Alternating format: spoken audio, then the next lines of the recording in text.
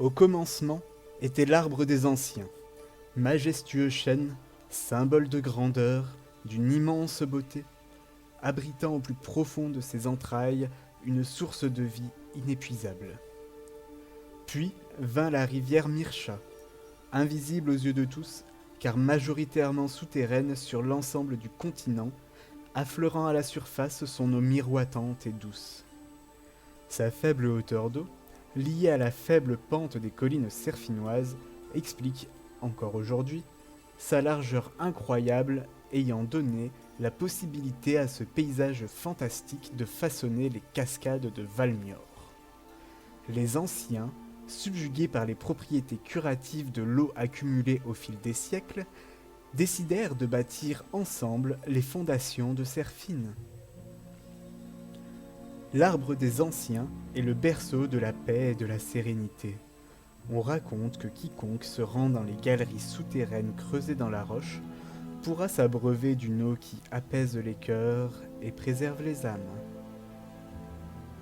Le palais de l'Alliance, illustre siège du plus haut degré d'autorité, abrite en son sein les personnes qui dirigent les affaires diplomatiques et politiques du territoire indigo.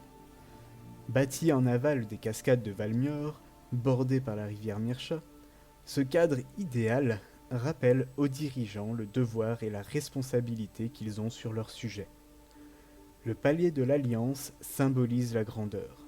Il illumine et resplendit à chaque instant. Les Indigos sont un peuple pacifiste.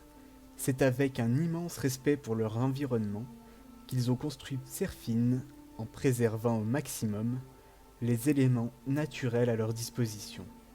La capitale abrite de nombreux quartiers, des jardins, ainsi que des parcs, pour que quiconque puisse se détendre et méditer.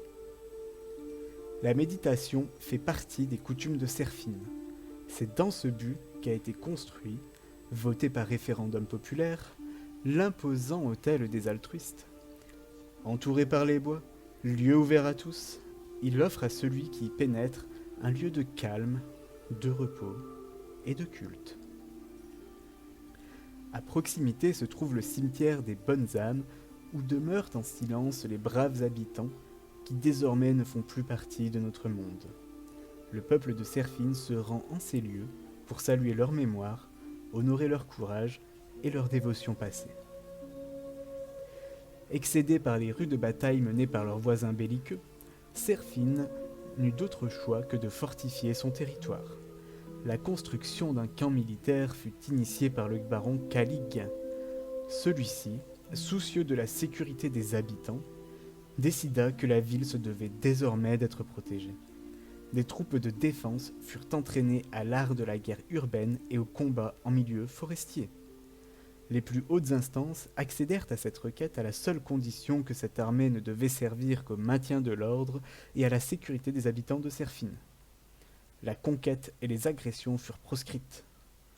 En témoigne l'autel du dragon déchu, symbole préservé du sort funeste de ceux qui vivent de la guerre. Serfine est une ville qui mérite d'être sous bonne garde. Tout citoyen ou réfugié aspirant à une vie joyeuse et prospère est le bienvenu. L'emblématique amphithéâtre du Cerf a été construit pour donner à ses habitants l'opportunité d'avoir une tribune ou de se produire sur scène. Il est un lieu de rassemblement, de fête et de débat. Les rumeurs racontent que le vil Ben Shizov, entouré de sa troupe de musiciens, s'y rendrait bientôt pour faire connaître aux Indigos l'art subtil d'une représentation folklorique. Cité intemporelle dissimulée au plus profond de la forêt, Serfine se veut avant tout un lieu de refuge, d'échange et de partage. Les habitants vivent de leur récolte et du fruit de leur travail. Les personnes qui commettent des troubles sont exilées par-delà la forêt qui entoure la ville.